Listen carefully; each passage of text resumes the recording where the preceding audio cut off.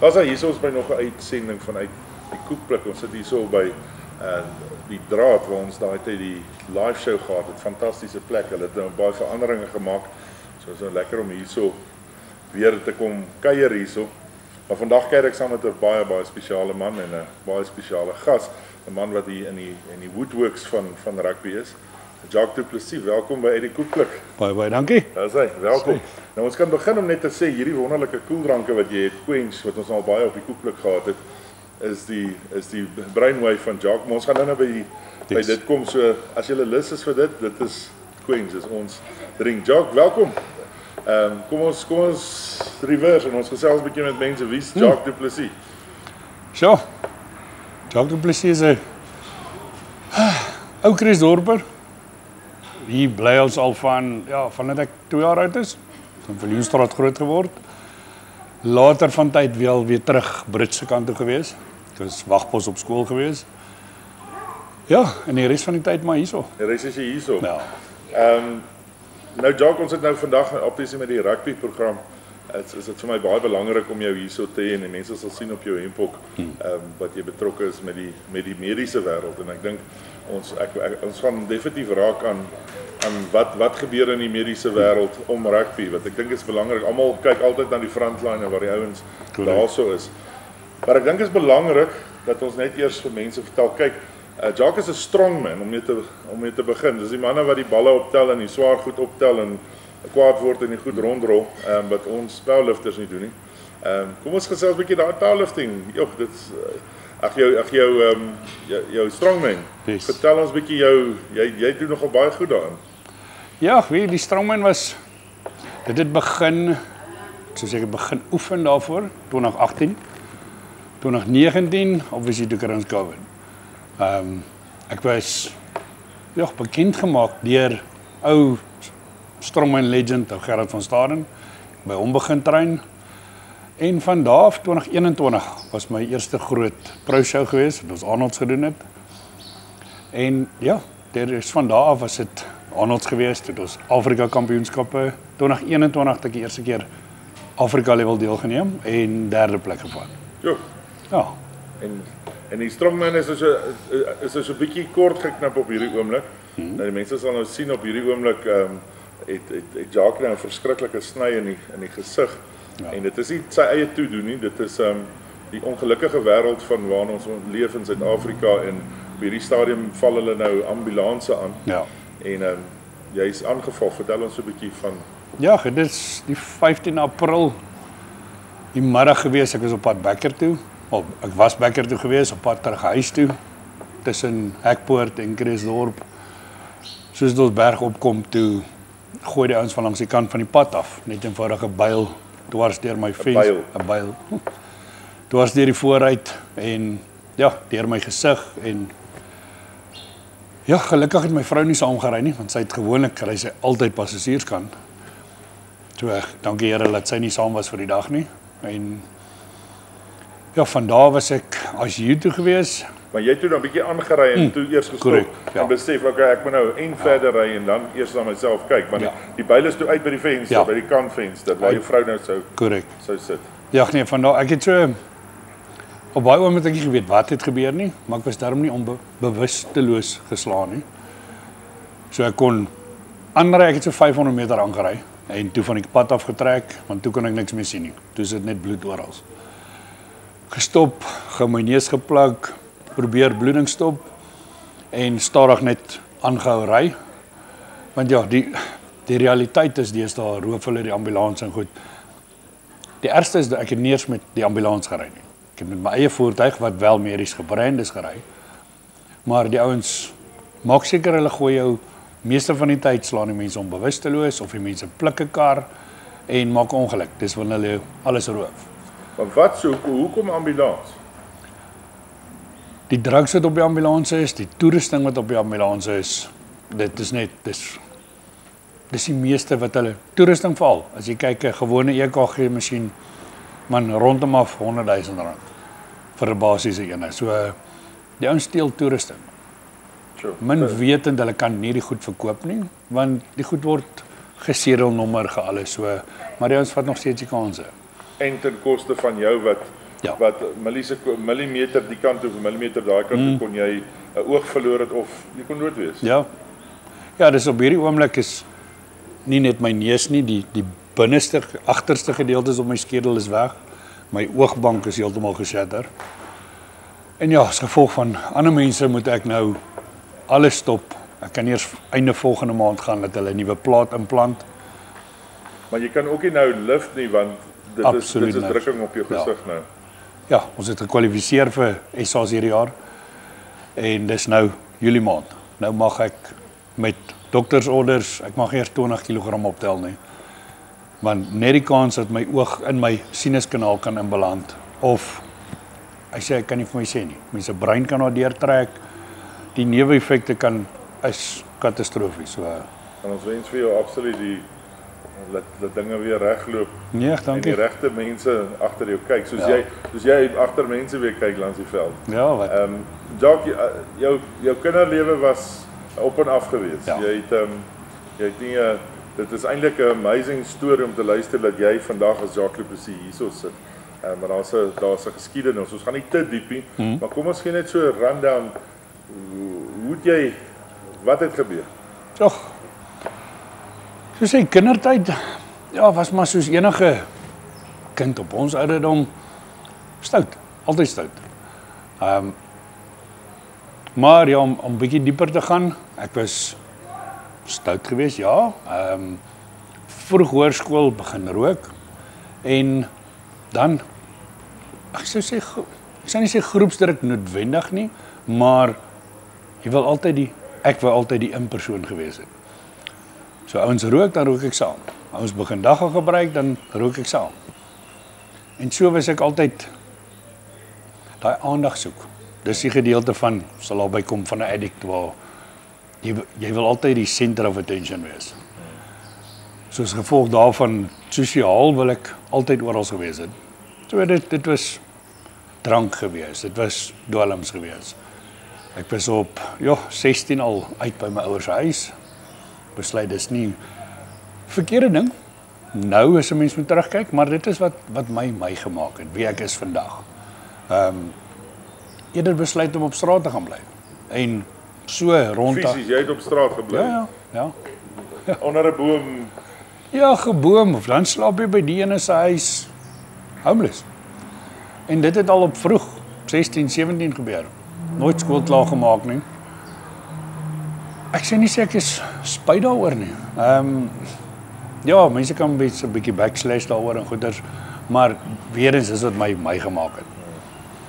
Die skool los, die dwelmlyn ingaan en ja, van daar af probeer, ek het gedink ek gaan my lewe regtrek om oorsee te trek. Toe oorsee gaan werk, ja, daar het dan goed gegaan vir so 5 jaar. En teruggekom en maar net weer in dieselfde groep geval. Selfde met drugs, selfde. Korrek. Net hulle sê altyd vir ou wat ophou drink of ophou rook of wat, as jy weer begin is dit 10 maal erger of 100 keer erger. Soos ek van jou klein gewone partytjie dwelms van 'n dag gerook en 'n ecstasy na toe ek terugkom 2006, van daar was ek voltyds op crystal meth gewees. So erg dat ou nie eers agterkom. Jy oortuig jouself dat mense nie weet jy gebruik nie. So my oë was ek altyd goed genoeg, goed gelyk, maar eintlik was ek vel en been. En ander drugs ook gebruik? Elke liewe druk waar nie kan ding. Nee, ek was deur alles gewees. Ja. Dit is 'n baie groot punt en ek wil dit graag ingebring want ek dink ons kinders is baie geneig om, en ons praat baie oor kinders vir kinders, is dat kinders word baie maklik gevang en ag man, vat net een keer. Ja. Of weet jy wat, hierdie gaan jy net vanaand dat lekker party of hierdie ek dink jy gaan vir my 100 verskillende maniere gee hoe ouens dit vir jou motiveer om dit saam te gebruik. Ja. Maar dis nie regtig in jou beheer om daai weer te stop nie. Dit hardloop onder jou uit. Dis die ding, dit is ek sê altyd vir moenie eers in die ou tyd voordat ek nou die regte pad geloop het, ek altyd gesê eendag sal ek my kinders seker maak hulle ondervind alles. En ek dink daai was totaal geheel en al verkeerd. Net soos wat as jy moet teruggaan na socially acceptable goeders. Mense sal eerder as jou kind nou 18 word of so, hey, gee vir hom 'n doppie. Drink eerder by die huis. Daai tipe konsep het ek gehad. Van wat ook al hulle doen, dat hulle by die huis doen, dat jy beheer het daaroor. Dan veilig, ja. En weer is dit begin by drank. Dit begin by 'n sigaret. Begin by dagga. Ja, Almal het nou wat hierdie nou legalizing van korrek. dagga. Ja. Wat 'n klomp nonsens is. Dit is ek weet daar's baie mense wat besighede het daardeur en goed. In my persoonlike hoedanigheid is dit alles verkeerd. Want dit begin by 'n klein dag. Nou koop jy 'n wettige ding.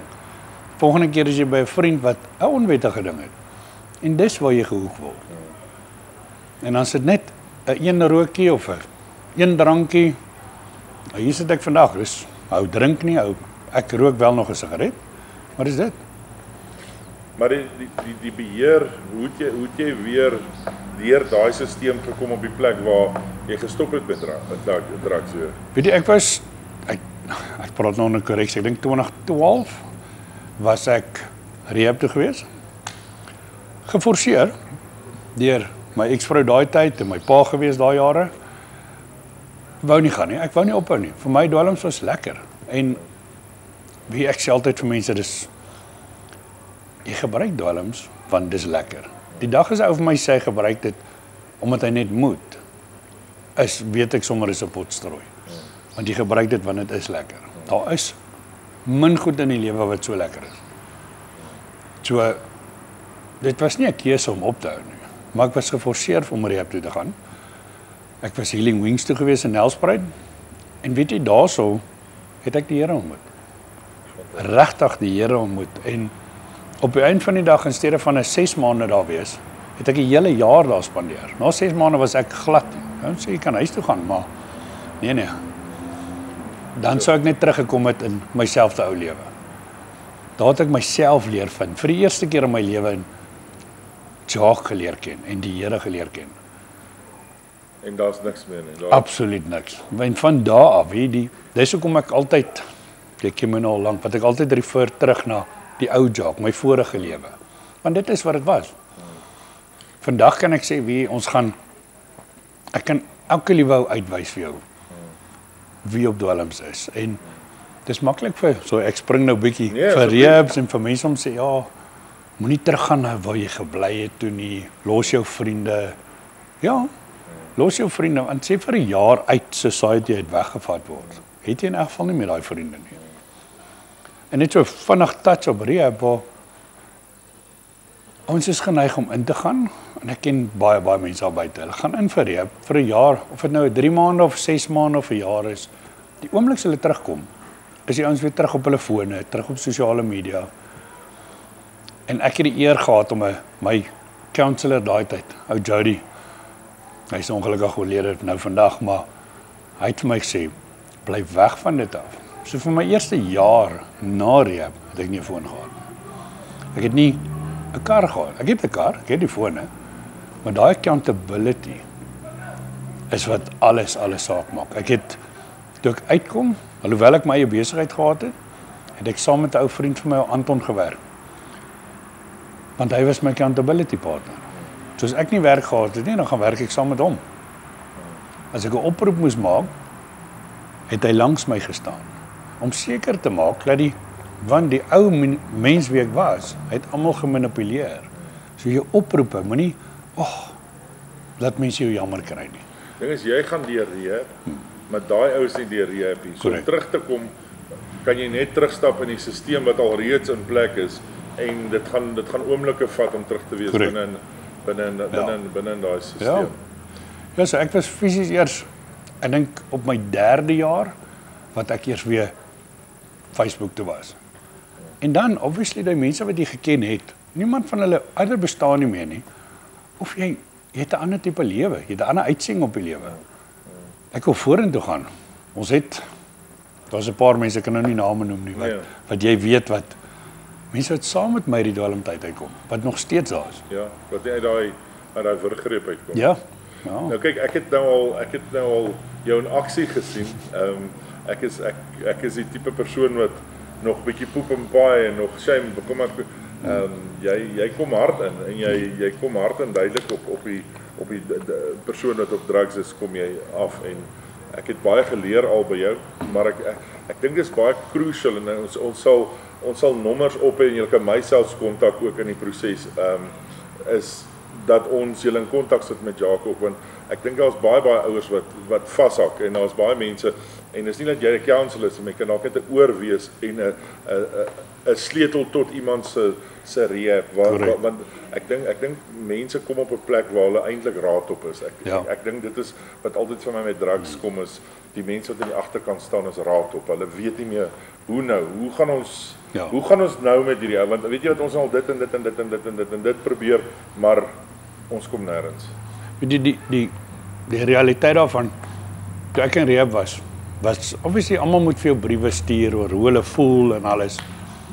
Ek het daai tyd, en ek dink dit is een van my groot skokpunte gewees, waar ek het 'n brief ontvang van my ma af, wat gesê het, dit klink nou rof, sy wens dat ek is dood, want dan weet sy waar ek is.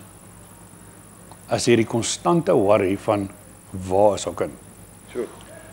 En baie mense daar buite voel so, en as 'n addict, daai tyd, is dit, nou wil almal my nie dood hê. Jy wil jou nie meer in hulle lewe hê nie. Want jy maak dit 'n lewende hel vir die mense daar buite. Absoluut. En dieselfde vandag. Die probleem waarmee ons sit is, ouers, familielede, wie ook al, kry hulle familielede jammer wat op dwelms is, maar hulle bly hulle enable. En ek sê bly enable, 'n stupid ding soos, die ouens wat by die robot staan en bedel. Ek kan jou, daar is nie een van daai ouens tot dusver wat ek ontmoet wat nie op dwelms is nie. En almal weet, jy gee net 'n R2 vir daai ou of 'n R5 vir die ou of vrou, wie ook al. Daai goed gaan alles vir dwelms. Want daai selfde mense, veral in ons dorp, ek het die kontakte om vir die ouens verblyf te gee. Hulle wil dit nie hier nie. Ons het self al mense gekry wat jy vir hulle werke gee en dan besteel hulle jou net. Want dit is makliker om op straat te bly. So eintlik deur die feit dat ons skuldgevoel probeer sis om te sê daar vir jou R2 of R5 of R10, ja, is ons eintlik besig om daai ou op die straat te hou en daai ouers aan die agterkant eintlik hartseer te hou. Ja. Verskriklik. Ja, want jy wil nie die ou by jou venster hê of vat net gou ietsie. Maar dis jou skuldgevoel want hy speel op daai, jy kom deur een van hierdie drive-throughs, dan staan hy ou aan die agterkant en dan dink jy, maar ek gaan nou hierdie burger met hierdie souserige chips eet en hier staan die ou en hy sê, kan ek nie net kos kry nie, maar jy gaan hom nie kos koop, jy druk vir hom, en eenmaal koop jy vir hom kos, gaan dit jy nog steeds help, want hy gaan dit verkoop het en gaan dit in die drakwêreld in. Ek sal vir 'n ou nog kos gee wat ek sien die ou staan en eet, maar koop vir hom 'n hele brood, hy gaan hom net verkoop. Hy gaan hy brood vir R2 verkoop net om ietsie te kry. En dit sien ons ongelukkig, dis die realiteit by. Maar Jacques, daar kan 'n druggie met 'n R2 en 'n R10 opereer? Ja. Ja. Hy kan R10 vat om 'n entjie. Koop 'n fix. Want daar is nie net 'n R10, dis nou 'n R2 hier en 'n R2 daar en daai selfde ou staan vir 'n uur op 'n plek. En ek waarborg jy ten minste R100 in sy sak. En R100 is 'n fix. Ja, dis 'n goeie fixing. Ja, ek weet nou nie vandag se lewe nie. Ja. Maar ek weet ook hoe dit in die ou tyd gewerk het van jy kry jou fix en die mense wat die dwelms verkoop is so vinnig om vir jou krediet te gee. As jy in daai lyn van die wêreld loop, dis fyn. Môre het hulle jou op 'n ander greep. Nou is dit nie net skuld nie. En ongelukkig sien jy dit met die dames baie daar buite, young girls. En ons kan dit sien in ons eie dorp, waar hulle by die robot gestaan het in bedel. 2 maande, 6 maande, 'n jaar later is hulle bo in Silverhoutstraat en op die eind van die dag bly hulle daarso by die mense en koop die liggaam. Ja, dit is. Wow. Ja. Ons sit dit definitief op dat mense ons kan kontak kom met Jacques met almal dit daar's om tips te gee as jy iets vermoed, jou kind vermoed dat daar iets is, ek dink hulle steek dit goed weg op. Ja. Jy snif dit uit soos 'n ou polisiehond het ek nou al gesien. Ek dog nog nie hier's die dan sê Jacques jy's op dit of dit, dan gooi jy die details so. Ja. Jacques, kom ons beweeg bietjie vorentoe. Vandag is jy in die paramediese wêreld en dis nou waar die koekpluk met die rugby wêreld nou inkom. Nou ek dink ons het 'n baie groot persepsie in die paramediek. Kom ons gesels eens waar het jy in die paramedieke wêreld ingekom. Kom ons begin by dit en dan gaan ek jou nou toegooi met 'n vraag. Ek dink dis om laaste keer so terug te gaan na die ou Jacques. Ek het nie die asem gegeen vir my medemens wat hulle verdien nie. Glad nie. Ek was 'n verskriklike lelike mens. Nadat ek uit rehab uitgekom het, nadat ek die Here ontmoet het, moes ek teruggaan in die bediening in. Dit het lank gevat. Ek sou sê eers 3 jaar so 2014, 2015 het ek begin volunteer by die brandweer. So begin terug. En dis iets wat ek het 'n vriend gehad wat nog steeds vir groot maatskappye werk, wat op skool dit gedoen het. En ek het vir hom gelag, want hoekom wil hy nou iemand anders gaan help? En daai het my hele lewe omgedraai. Ek het daai tyd begin, ek het my first aid gaan doen, saam met die CPF begin werk en begin mense uithelp. En so het ons begin tot waar ons vandag sit. 2018 het ons offisieel begin met emergency sports care. Net hier en daar klein skole. Protea River was eintlik my eerste skool gewees waar ek my dogtertjie netbal speel en daar was net niemand. Toe sit ek met my first aid sakkie daar en as 'n kind val, plak 'n pleistertjie en van daar af het dit ontplof. Die skool het my gevra om te help met die rugby. Het ek nog mense ingekry, vriende wat ek gehad het wat ook op die ambulance werk en goed. Ja, en vandag sit ons met amper net so oor die 200 skole. Ja. Ja. So hoe belangrik is en ek dink dis 'n maklike vraag gewoonlik om te vra, maar hoe belangrik is dit om paramedici of die paramedics soos almal dit nou ken, landse sportveld te hê? Ek dink amper dit is glad nie eers 'n debat nie. Dit is crucial om 'n medic daar te hê. En ek praat nie van my van 'n besigheidpunt af nie. Vir ouers ook. En die wanindruk van my kind kry seer, ek sal hom hospitaal toe vat. En die mense wil oor die algemeen gaan dit ook oor geld spaar. Geld spaar vir die ouers, geld spaar vir die skole. Nee, hy sal okay wees. Dis ongelukkig is dit nie meer die lewe waar toe ek en jy groot geword het, skole sport gedoen het, was daar nie so iemand nie. Jy het 'n hou gekry en toughen up en jy gaan. Maar vandag se tyd moet dit daar wees en ook hoe die lewe werk daar buite vandag. Jou society van mense is so vinnig. Jy sien dit nog nie so erg in Suid-Afrika nie, maar almal weet oor see, hulle soe vir enige ding. En dit kom weer terug op. Nou het jy kan seer gekry by skool. Wie's verantwoordelik daarvoor? En as die regte goeders nie in plek is nie, is die skool verantwoordelik daarvoor. Of die klub of waarever hulle speel. Waar jy speel, ja. En dis die sade realiteit daarvoor. Maar besef die skole dit. Dit voel vir my skole, klubs, die mense niemand besef dit of hulle besef dit, maar hulle gooi daai hulle gooi, maar kom ek vang net sommer so net 'n gewone ou groepie wat nie regtig eers gekwalifiseer of wat nie regtig die regte gekwalifiseerde mense stuur of baie swak is stuur. Ons speel Russian roulette hierso. Korrek. Ja, en die ding is dit meeste mense eerstens kyk finansiëel. Of dit nou skole is of clubs of hulle wil altyd die goedkoopste mense gebruik. Ons is deur daai hele proses al. Ek meen ook al lank waar dit my so 2,5 jaar gevat om al my goed reg te hê, my volle lisensies te hê. Vandag kan nou terugsit en sê hoorie, daai persoon by daai skool is nie gelisensieerd nie. Skole is baie geneig om sê hoorie, maar dit is 'n gekwalifiseerde medic of paramedic wat daar is. Korrek. Selfs toe ons ook begin het, daai is dalk gekwalifiseer in sy eie hoedanigheid. Hy het gaan studeer net soos wat jy 'n argitek gebruik om jou huis te ontwerp. Maar vir wie werk hulle? As 'n skool net iemand aanstel en nie kyk, is daai maatskappy gelisensieerd om die wens te doen nie, dan is die skool verantwoordelik. Maar ek vat dit 2 tree verder as dit Jacques. Dit gaan vir my, dit gaan nie net dat hy daar kan help nie, maar sy, hoe noem julle dit, die extra support wat hy moet hê, moet reg wees. Dat as jy daar op die oomblik, want julle werk is daar om daai pasiënt of die speler te stabiliseer, maar dan moet jy die big guns inkry. As dit dan beteken hulle van 'n helikopter of dit Correct. beteken 'n ambulans of wat ook al om daai kind vinnig of speler so vinnig moontlik by 'n hospitaal te kry. Ja. Dis vir my baie crucial en ek dink baie keer is daai ouens wat daar sit kan dalk met sy bietjie wat hy het, dalk kan hy dalk stabiliseer, maar dan het hy nie die kontakte om daai kind by 'n hospitaal uit te kry nie. Waar ons sit vandag gelukkig, ons het terminaal ons eie ambulans, maar ons het ook service level agreements met al die groot maatskappye om as my medics op 'n veld is, ons het een oproep en ek het dadelik 'n ambulans daar. En dit kom ook by jou rugby gedeelte spesifiek nou met jou boksmaat. Wat baie min mense weet. Jou boksmaat sê net hulle betaal vir die eerste initial check van die pasiënt en die vervoer van die pasiënt. Ons almal, ek self en Kleis was skuldig daarvan, ons het nooit gaan dieper lees aan die begin nie.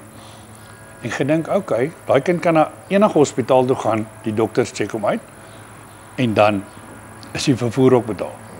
En dit is toe nie so nie. Ons het baie navorsing gaan doen, met Pieter gepraat, met Timmy gepraat.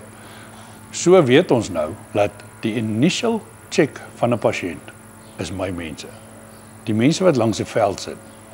Dis die oorspronklike check en nou kom hulle agter hoor jy daar is 'n spinal injury of 'n neck injury en daai vervoer word betaal. Dis waarvoor boksmaat daar is. Niks verdere treatment nie. So dit is nog steeds ongeag of daar mediese fonds is of nie.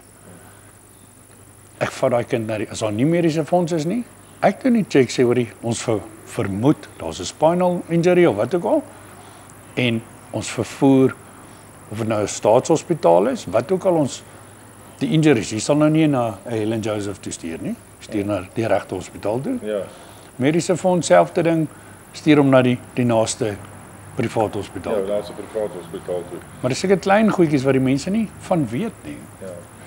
Jacques, ek dink julle doen van die kleinste waar 'n ou se toenaal afkom op sy pinkie-naal afskeer maar en 'n vinger breek en daai goeters is 'n type in 'n vasdruk weg, maar ons sit met die sport het so baie groot geword. Ja. En hy het so hard geword as jy nou op hierdie stadium hoërskool rugby kyk. Dis brutal. Ja. En in hierdie brutalness wat dit is, sit ons nie die nodige mediese in plek nie. Korrek. Ek dink dit is belangrik dat afrigters vandag eerstens besef dat as daar nie mediese persone is wat hierdie gekwalifiseerd is om hierdie te doen, maak nie saak of jou hoof of jou onderhoof of wie ook al die organiseerder sê speel, dat jy die verantwoordelikheid as afrigter vat en sê stop die game. Ek gaan nie aan tot dat. Ja. Maar wat is belangrik om vir afrigter om daar raak te sien? En ek wil nou ek weet julle het nou so bittere lang lys, maar net die headlines, die groot goed. Hoe kan jy sien dat daai ou is reg om jou wedstryd te kan hanteer? Heel eerstens. Wie ook al die maatskappy is wat die skole of die klubs gebruik.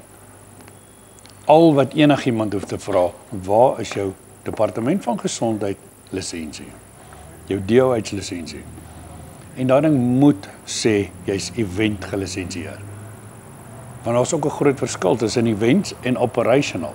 Operational en mense gee die wanindruk daarvan partykeer. Dis nie ouens wat die ambulans op die pad ry. Ons self doen glad nie ambulans op die pad nie. Daar's genoeg mense daarvoor. Maar daai ouens is nie gelisensieer om event te doen nie. So heel eerstens vra daarvoor, want as jy gelisensieerd is, weet almal Departement van Gesondheid vereis ook jou malpractice insurance, jy moet die polisse in plek hê. As daar iets seer kry en iemand wil sue, is ek gedek daarvoor. Dis nie die skool of die klubs wat dan verantwoordelikheid vat nie. As jy derde party maatskappy aanstel, maak seker hulle goed is in plek. So dan met al lyk dit nie of die medic langs die veld koop dis nie, dis iets wat mense kan opvat met my of met wat ook al ander besigheid. Maar my staf wat daar werk, spesifiek nou, ek weet hulle die regte toerusting. En hulle is almal, so nou kom by rugby, gekwalifiseer, boksmaat gelisensieer, boksmaat alles gedoen. Ek kan nie 'n medic langs 'n veld sit wat nie die boksmaat regulasies ken nie. Equipment gewys, net bolans. Dit hang af hoe groot die game is. Gewoonlik sit ons 'n basic life support wat jou basiese sak het wat alles moet kan hanteer. Even tot my breek.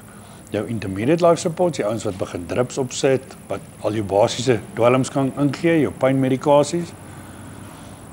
Maar teen tyd dat die daar kom, moes daar al gebel gewees het vir 'n ambulans wat op pad is. Want voordat ek 'n drip even opsit, daai drip mag nie langs die veld weer afgehaal word nie, hy moet opgeneem word. Hy moet 'n harde bord hê. Dit is die Spineboard is 'n moet. spineboard is Ongelukkig, daar's soveel beter toerusting, daar's scoops, daar's alles in die buite, in die regte lewe daarbey. Maar dit is 'n boksmart kwalifikasie, 'n regulasie.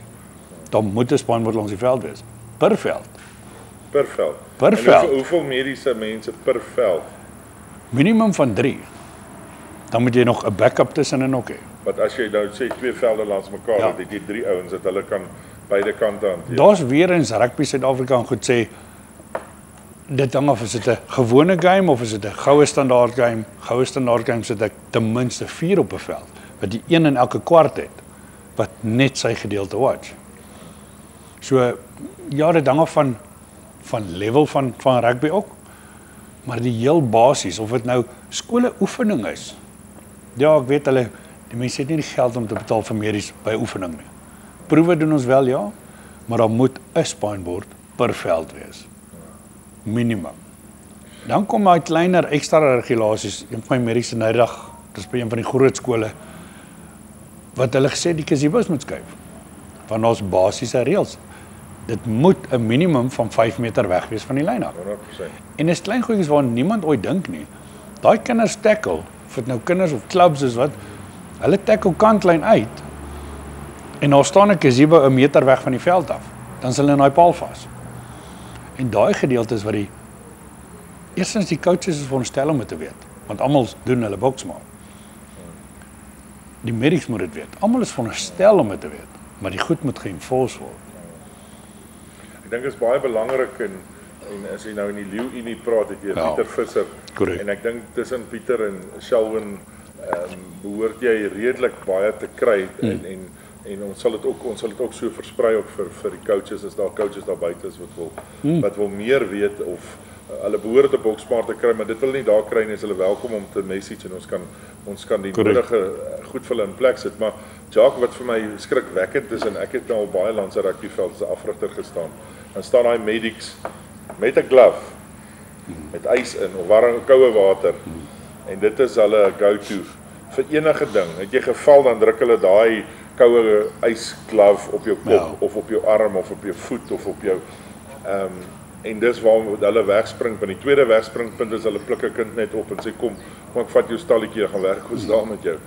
Ek dink dis baie belangrik dat in die revolusie waardeur rugby nou gaan, Ja. dat ons werklik waar begin hierdie toe hard vat. Ons is nou deur 'n seun wat nou laasweek oorlede is. Korrek. En daar word nou baie vrae gevra. Ja. Een van die dinge wat vir my baie belangrik was, ons het 'n wedstryd gehad nou so rukkie terug en die ambulanse moet nou toe op die velde kom, so hulle moet nou oor die een veld na die ander veld en hulle parkeer en hulle stop al twee games. Ja. En die eerste ding wat die ouers doen, hoe lank gaan hulle nou nog daar wees voordat Correct. ons, en ek sê genade mense, vergeet van wat hier gebeur, die skoor, want hier hardloop ons running time, vergeet die skoor. Ek sê dit jy gaan ook net na die horlosie kyk tot jou eie kind daar lê. Dis die grootste ding, ja. Dit is wat vir my baie crucial Ja. is. Dis wat vir my crucial is. Hoe kan ons is baie geneig tot dit met jou gebeur. Ja. Tot dit met jou. Dis die grootste ding waar en ons sien dit met bystanders veral. Al jou groot rugby's en ons kry dit weekliks. As jy 'n ambulans op by veld trek, gewoonlik is my ambulans langs die veld. Dis waarvoor daar 'n spineboard ook is. Die eerste medics haal hy kind of die speler af, bring hom kant toe. Ons is geseën met party van die groot skole wat vir ons 'n mediese kamer het, waar daar 'n mediese dokter ook op standby is om eers te kyk. Dan gewoonlik die ambulans sal ons aan die kant inbring. So nie om die game te stop nie, maar daar is gevalle wat die game moet gestop word.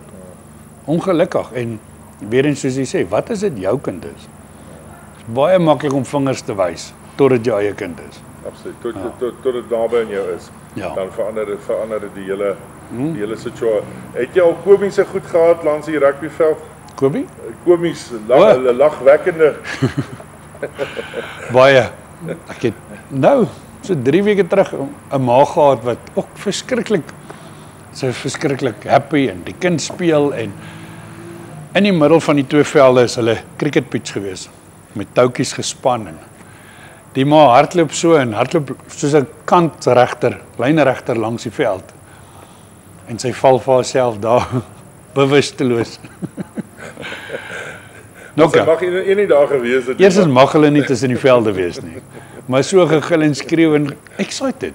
Ja, en nou hoe hanteer 'n ou haar nou? Kry op en gaan koop vir 'n bottel rosé. Opgekry en ja, okay, sy mag nie daar gewees het, maar nog steeds is 'n pasiënt langs die veld. Ja. Toe gekry, rustig gemaak en ja, sy het op die einde van die dag net 'n snytjie op die oor gehad, so dis nou nie ietsie groot nie, maar ja. Jackie, obviously het jy te doen met die geval waar daai persone nou klaar seer gekry het. Ja. Die belangrikheid van rehab. En ek wil druk op dit want ek wil graag hê jy moet so 'n bietjie vir ons uitbrei oor jy weet die hartseerskudde wat 'n ou kry. Dit is 'n ding wat baie hard op gedruk word deur SA Rugby, wat baie hard gedruk word deur die Goue Leeu's Rugby Unie. Maar dit is asof vir een of ander rede die ouer/speler glad nie agneem op dit nie. Dis baie mooi. Ja. Dan word glad nie aggeneem op dit nie. Weet jy dat jy as afrigter dan sê daai kind het seer gekry, mevrou sê jy asseblief kry hom in 'n kar vat hom hospitaal toe dat hulle hom uitcheck. Dan is daai ma so kwaad vir my. Want dit hulle het so groot FOMO, fear of missing out. Dat my kind moet speel nommer 1 en 2, maar hy gaan die volgende 3 of 4 games mis. Ja. Dat hulle so ver bereid is om eintlik daai kind se besering te fake om hom terug te kry op 'n rugbyveld. Korrek. Dit sien ons baie en ek sien al hoe meer is seker die laaste 2 jaar ten minste wat ek daarop agneem, of dit nou by rugby is of atletiek is, die ouers probeer, dis maar net my opinie, die ouers probeer hulle eie lewe deur die kinders te lewe. Ek was goed op skool met rugby, ek was goed met skool op atletiek. Of hulle was juist nie goed nie. Nou omdat Jannie nou 'n bal 2 keer vinniger vang as hulle, nou moet dit andersom wees. En met daai, presies jy sê, Rugby Suid-Afrika, die Leeu's, almal is baie krities. Die skrewe is daar. Jou treatments vir jou hartseerskudding. Wat moet gebeur? Die rehab tye daarvan. Die kind moet eers 2 weke net geen fisiese kontak nie, rustig speel. Wat ook al die extent van die ongeluk is. En die ouers neem nie ag daarop nie. Want na die tyd, die kind moet weer gaan vir nog 'n check-up. Die dokter moet eers daai kind kleer. Dis nie ons as mediese werk nie, dit moet deur 'n dokter gedoen word. En hulle vat net eenvoudig. Wie weet, partykeer is daar nie meer mediese fondse nie. Hulle wil nie die kind vat nie, wat ook al die redes is. Hulle wil eerder die kind net terugbring om te speel. Maar Jacques, al het jy nie die mediese fondse, al het jy nie die geld nie. Is seker een van die grootste gedeelte van 'n protokol van 'n hartseerskudde is rus. Korrek? Al doen jy niks anders nie, al laat jy jou kind net rus, is jy al klaar daar. Ek sê baie keer geloof is dieselfde soos 'n bloeddrukpil, is dieselfde soos hartseerskudde. Jy vergeet baie kere want dit gaan eintlik goed met jou, dan vergeet jy in daai oomblik daai bloeddrukpil wat jy moet drink. Later is jou bloeddruk normaal, as jy by die dokter kom en hy toets en hy sê bloeddruk is reg. Ja. Dis die pilletjie wat jy vergeet om te doen. Dieselfde werk met jou hartseerskudde. Jy kom op 'n plek waar daai kind na 2 weke en vir een of ander rede is in daai fase waar en dan gaan dit nou ouers gebruik, is op 'n plek waar hulle eintlik toelaat om te sê, maar my kind is normaal, hy speel weer saam met sy boetie, hy kyk PlayStation, hy gaan weer skool toe, hy doen weer dit, hy's normaal. Ja. En dis daai gevaarlike fase waar jy inbeweeg, waar die bloeddrukpilletjie eintlik nou sy werk, daar wat hy nou rus, en daar wat sy brein net kans kry om net weer te normaliseer, dan sê hulle, okay, maar hy's reg, hy kan speel. Ja. Het jy doktersbrief? Nee, ek gaan nie, maar laat hom gaan, want ons speel Saterdag teen X, Y en Z. Ja. Bad. Ja, definitief. En ek vat weer eens my eie lewe en my eie ongeluk nou. Ek voel al amper weer reg. Maar ek mag nie. Die dokter het gesê, totdat ek nie my behoorlike surgery gekry het nie, mag ek nie. En ek het 'n goeie kans gestaan hierdie jaar om, daar's my eie lewe geval, om ten minste top 3 te plaas, Afrika vlak. Weet wat, dis 'n jaar wat uit is. Dis nie die einde van die wêreld nie. En dieselfde geld vir die kinders al buite. Waar die ouers moet kan sê, my kind se lewe. En soos ons nou gepraat het, alles op skool gaan oor skool en jy moet goed perform en alles. En ja, dis goed. Die dag as jy uit die skool uitstap, wat doen jy dan? En daar's 'n handjievol kinders wat groot klub provinsiaal rugby gaan speel of Springbok dalk word. Elke tweede kind gaan dit nie bereik nie. Dis die realiteit daarvoor. Alhoewel die ouers druk daarvoor, my kind gaan eendag 'n Springbok wees. Dit klink nou sleg om te sê jy moet daai geloof hê, ja. Maar tot watter punt druk jy jou kinders om so ver te gaan? Daai kind moet tog 'n werk hê na skool. Hy moet aangaan met die lewe, gesond wees. Hy moet 'n paar vir sy kinders. Hy moet 'n man van die gemeenskap word. Ja. Wat is die skade as jy nie luister vir hartseer nie en 2 weke later al het die dokter gesê Jannie val boor sy voete, hy stap by die dokter uit en hy gaan speel weer. Wat is die laaste skade wat jy aan dit kan sit? Ek kan nou nie presies vir jou medies alles sê nie. Ek is nie self as ek nie so hoog gekwalifiseer nie, maar daar kan breinskade wees. Daar's soveel verskillende goed wat kan gebeur. Dit kan katastrofies wees. Ek het 'n voorbeeld gaan op die veld. Korrek. Ek het 'n voorbeeld van 'n kind gister by skool wat ons gedoen het, hokkie gewees. Die kind het Saterdag 'n hokkiebal teen die kop gehad. En aangehou speel. Die een geval is ernstig, die kind is gister geslaan met 'n bal en gekleer deur my medics want sy was fine. Op die einde van die dag, daai kind is gisteraan Milpark toe. So, dis nog 'n hele investigation op sy eie. Die ander kind was Saterdag geslaan deur 'n bal. En terwyl sy speel, toe pas uit op die veld. Want dis okay. Die kind is okay. Sy voel alright. Dit was nie 'n stikkende wond nie. Dit was net 'n hout in die kop. So die ouers laat die kind verder speel en sy het 2 keer flou geval op die veld. Totdat hulle eventually gesê, "Hoorie nee, daai kind mag nie verder speel nie." Maar dis weer eens die ouers wil hê die kinders moet speel. Ja, en die coaches wil dalk hê, ek weet nie, ek was nie self persoonlik daar nie. Wel, Jacques, ek dink dis die probleem. Ons sit een met afrigters wat 'n lang storie sê, maar as Pietie nie Joel nie, dan het ek nie 'n flank vir donderdag se game nie en ons speel volgende week 'n baie groot game, 'n maak en breek game. Aan die ander kant sit jy met ouers wat te bang is hulle kind word gedrop en hy moet weer van 'n derde span af begin weer sy pad opwerk. Ja. Maar tog is dit 'n loopbaan. Ja. Dis nie 'n oomblik nie. Rugby is nie 'n oomblik nie. Dis daai wedstryd is great. Dis great om daai wedstryd te gaan speel of nie te speel nie, daai final te wees of nie te wees nie, maar dis tog 'n loopbaan waarin jou kind wil bloot. Ek wil hê my seun moet sy rugby loopbaan op 'n gesonde basis speel tot op die ouderdom wat dit hom waar hy kies en nie wat medies hom gaan stop nie. Ja. Maar ons forceer net. Ja. Ons forceer net. Ek sit met 'n ma by 'n dokter, ek gaan in vir 'n verkoue en ek sit maar en hier sit hierdie ma met die seun en ek sê, "Waar speel hulle?" Hulle sê nie in die skool. Ek sê, "Okay." Ek sê, "Hoekom is julle hierso?" Nee, hy het Saterdag gegaan om 'n 3 te druk en toe val die hele losgemaal boop hom en hulle val hom hy knock out. Ja. Maar waar het hulle geval? Sy sê op sy kop. Ek sê genade, okay. En toe lê hy daar uit vir 2 minute. Die medies het hom gehelp. Hulle het hom eventually met 'n stretcher afgedra. Na 0:30 het hulle hom in 'n ambulans gelaai, het hom op 'n drip gehad en op die einde is 'n beslissing gemaak dat hy kan opstaan. Dis nie 'n nekbesering nie en hy word daar uitgelaat. Ja.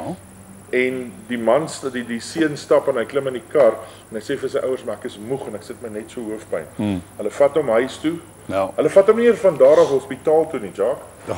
Hulle ry hom huis toe die Saterdag om Sondag al hierdie simptome te sien om Maandag 'n 11:00 afspraak te hê by die dokter. Maar ons wil gou hoor by die dokter, gaan hy okay wees want ons speel Donderdag 'n wedstryd. Ja. En ek kyk haar so, ek sê, "Mevrou, jy gesien hoe lyk hierdie kind se oë?" Toe gooi sy oë soos hy met jou praat, swing hulle so. Toe hulle moet opstaan, hulle word geroep, toe val die kind boor sy eie voete. Ja. En daai ma wil seker maak hy kind speel in daai donderdag. Dis vir my, weet jy wat, ek gaan dit op kamera sê, maar ouers moet dan aangekla word vir moord of 'n manslag, want weet jy wat, dit wat jy daar doen is nie vergeefbaar nie. Ek dink is crucial dat ons in vandag se tyd mense kry op 'n plek waar ek wil amper sê elke ouer moet gaan boksmaar doen. Dat ek kan begin leer wat beteken dit. Ek sê al baie jare, dis nou heeltemal iets anders, maar dis dieselfde ding. Ek sê altyd, elke persoon op die pad moet 'n motorfietslisensie doen, hy moet 'n troklisensie doen, kode 14. Ja. Dan gaan ons baie ook veiliger wees. Maar dan weet jy hoe ry die trokke, jy weet hoe moet hy stop, jy weet die en dieselfde geld daarvoor. Ja. As elke liewe ouer 'n basiese boksel en almal weet, die links is verniet. Dus jy kan net opsign en dit gaan doen, die kursus doen. Dan gaan jy klaar 'n bietjie meer te weet. Absoluut. As om net jou kind te laat gaan. En dit kom op dieselfde neer van jou mediese lisensies, jou liabilities, jou malpractice. As 'n ouer dit weet, gaan sy nie argumenteer met die mediek op die veld of met die dokter. Ja. Ons is daarom geseënd, ons het dokters wat saam met ons werk. Of dit nou op die veld is, bietjies Monas het ons dokter Janu de Beer daar om dadelik te check. Top dokters. Top. En as ons nie het nie, refer ons na die regte dokters toe. Of dit nou 'n beenbreek is, ons het spesialiste wat saam met hou werk. Wat hou kan refer, maar as die ouers op die einde van die dag besluit, nee, stuur die briefie op dan ek moet A-span gaan speel. Ja. Dan en sonder dat jy dit weet, chip jy af op daai kind se wêreld en dan voor as hy volwasse man is en hy sukkel met sekere dinge, dan vra hulle maar wat het gebeur. Ja. Ek dink dieselfde geld vir my, ekskuus ons ek drag op dit is verkouers. Ja. Griep. Hoeveel kinders het ek al voorbegaan en sê daai ma vir my, sorry, ou Pietie lê in die, sy mag gebruik op die, kom ons maak dit Kosie. Kosie lê in die bed, hy is vrot van die siekte, maar hy sal reg wees om môre te speel. Ja. My genade. Hoe doen ons dit? En is ook dis nie net die kind wat ernstige, dit kan 'n longontsteking, kan 'n breinvliesontsteking word, dit kan iets ernstig raak. Ja. En die negligence laat jy jou medespelers ook kan laat siek word. Ja. Maar ook jou eie gesondheid. Ja. Want daai griep is baie sleg vir jou hart. Ja. Baie sleg vir jou hart, maar ons forceer deur. Ja. Jacques, julle het 'n baie groot taak en ek dink julle word baie keer gehaat want jy maak 'n call op 'n veld en ek dink jy het al seker calls gemaak op 'n veld waar jy sê ek haal hierdie speler van die veld af. Ja. Dan sê daai kind vir jou, maar hoe durf jy dit doen en dan storm pappa van bo af want hy het nou almal daar uit Zeereis uitgebring en oupa het ook kom oorbly om hierdie game te kyk en jy haal hom af en jy maak 'n call, maar julle het die reg om dit te doen. Korrek. Ja. Julle het die reg. En ons doen nie 'n ding onnodig nie. Ons is ook almal mense, ons is daar om die sport te ondersteun. Wat ook al die sport is, ons verstaan dit. Ek is self ook 'n ouer. Dis nie dat ons ietsie onnodig doen nie, maar dit gaan purely oor die veiligheid van die kinders. That's it. Absoluut. En dat jy 'n loopbaan bou. Ek as jy terug onthou ek het daai jare met die powerlifting het my bicep afgeskeer. Correct. In kompetisie bicep af en ek het die operasie gaan kry en ek het die nodige tydperk. As hulle vir my sê 2 maande dit, 3 maande dit het my jaar gevat, maar ek lift vandag nog weer verder. En ek dink dit is net die catch as jy vir daai ouer daai kan leer, maar hy gaan nou seer kry en hy het seer gekry. En die kans dat jou kind nog kan seer kry is daar. Ja. Maar weet jy wat, as jy die ding nou reg doen, koop jy vir jou kind 'n loopbaan in sy grootmenswêreld in. Want hy gaan nie die volgende Brian Abana of die volgende Cheslin Colby of die volgende Sia Kolisi wees op 12 nie. Alhoewel die ouers dit dink en alhoewel hulle net wag vir die oproep Springbokke toe. Dit is baie baie rof. Ja. Nee, wel dan vir daai. Ek dink dis 'n reuse taak. Ek weet nie hoe julle die stammetjie ook het vir hierdie ek sou sommer 'n bietjie Engels gebruik. Daar's van hierdie beserings wat ek sal uitpaas landshow, maar waar jy maar sê hoor ek kom en jy kan aangaan en jy sit daai man en jy het seker al vrede goed gesien. Ja, nie so erg op 'n veld nie. Ek het al ouers gehad. Ja, verskriklik by 'n revue. En dit klink verskriklik, maar ons het selfs medics nou al by skole revues. Want jy moet. Ons het 'n paar jaar terug by een van die laerskole, groot laerskole wat dit was by prysuitdeling, wat die pappa 'n hartaanval gehad het. En daar was niemand. En Hy is oorlede ongelukkig vandag.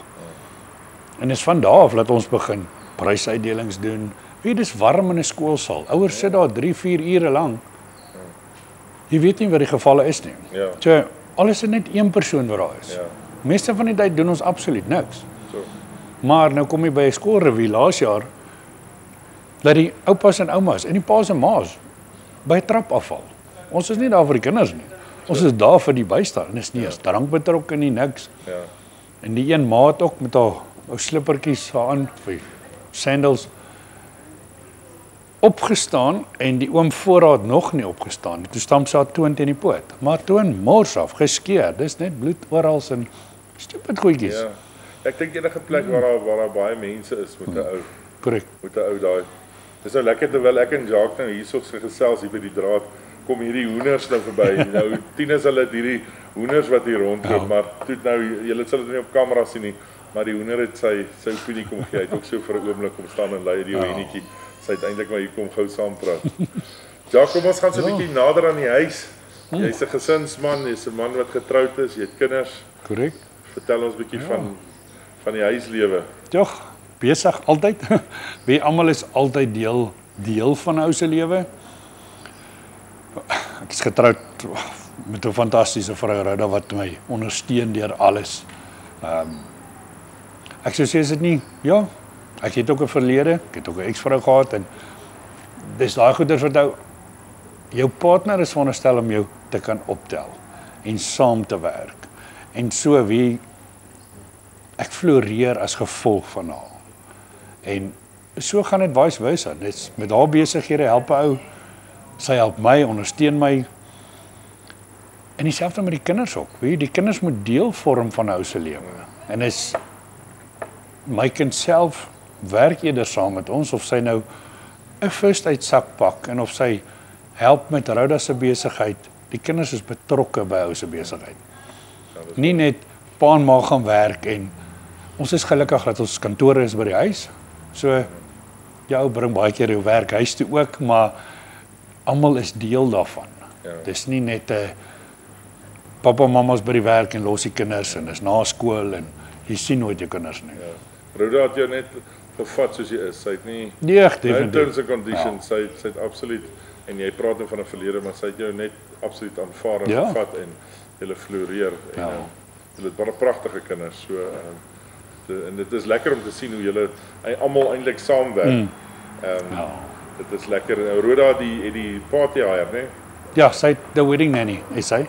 Wat sy troue entertainments doen en dan sy ook nou die Bubble House, by Bubble House Joburg West. Daai is baie oulik. Ek wens Ja. tog ek kon 'n kind wees om in daai bubble te wees. Ja, en dis goeders wat met die kinders is nou weer heeltemal betrokke daarbey. Ja. Ons het nou wel haar seun nou Jason wat weet jy wat, hy het sy eie paadjie wat hy moet stap.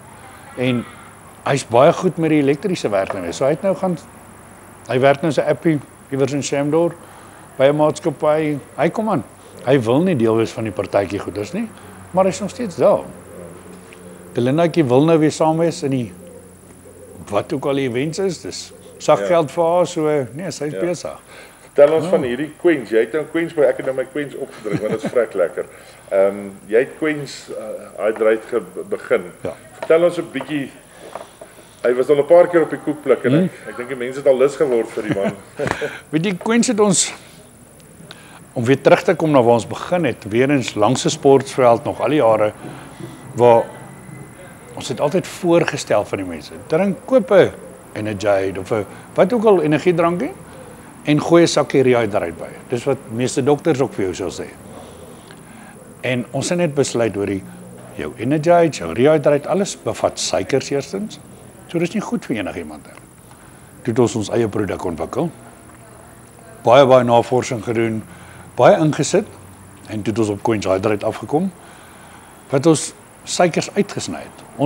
Ons het net gesê ons soek 'n veilige energiedrankie wat goed is vir mense. So julle sit in sonder suiker. So Ja. julle is die enigste een wat nie die suikers in. Ek is fisies die enigste liquid maatskappy in die land. Ons is een van 2 in die wêreld wat Palatinus in 'n liquid formaat gebruik. So Palatinus is 'n low GI carbohydrate gemaak van beetsuiker. So, So hy's ook goed vir diabetes. En dis waar ons dokters nou al het wat dit voorskryf. Ek het self voorreg gehad hierdie week, nou hierdie laaste week wat ek in die hospitaal weer was. Die ouetjie wat oor kan my gelê het, is 'n baie erg diabetes wat permanent op masjiene en goeders is. En hy het ook uitgevra oor en ons het hom gegee met sy dokter se toestemming. Hy het 2 gedrink deur die dag en nie 'n 0.1 op sy suiker enigstens geklim of gesak nie. Fantasties. Ons weet die produk werk. Dit is hy's veilig. Ag man, kindertjies van 2 jaar oud af kan dit drink. Ja. Op tot wat ook al. En is net ons het die Palatinus vir 'n stadige energie release. En ons het Rehydrate, jou magnesium, potassium, sodium insit. Dis dit. Fantasties. Hierdie een op die oomblik, jy sal sien hy's bietjie oranje. Hy verkleur bietjie.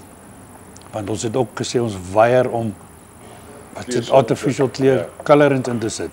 So ek doen niks. Daar's absoluut niks in wat onveilig is nie. Great. Ja.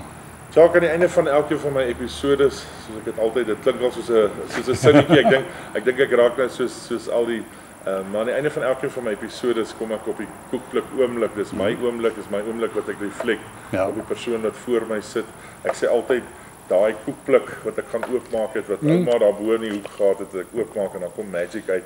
Dis my oomblik om te reflect wat voor my sit. Nou ek kan seker 'n bietjie bias wees want ek ken jou baie goed en baie jare, maar ek wil vir jou eerstens geluk wens vir die feit dat jy 'n persoon is wat deurbeklei.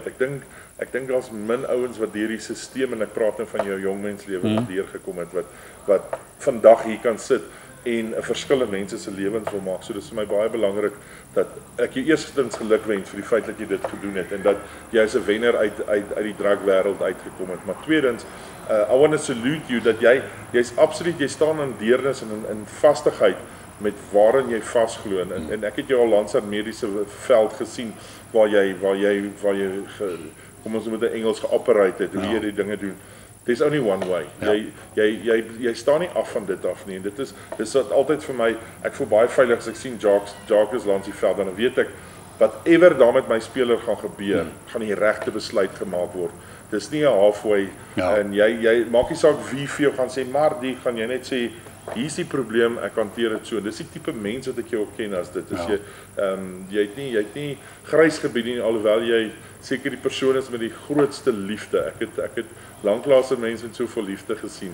Ek onthou in ons COVID jare, wat almal so sukkel en niemand by winkels en alles, toe kry jy 'n klomp hoeveelheid mins wat iemand vir jou gegee het. En die eerste ding wat jy wil doen is jy wil vir my en die vriende om jou uitdeel. Dis die mens wat jy is en vir dit wil ek jou absoluut salute. Jy's 'n fenominale mens in hoe jy dinge doen in die lewe en ek is baie lief vir jou. Dankie. Nee, dankie. Lekker, dankie dat jy die koekpluk was. Nee, dankie dat ek hier was, ja. Dis baie lekker. Dankie. Wat sê? Dis hy.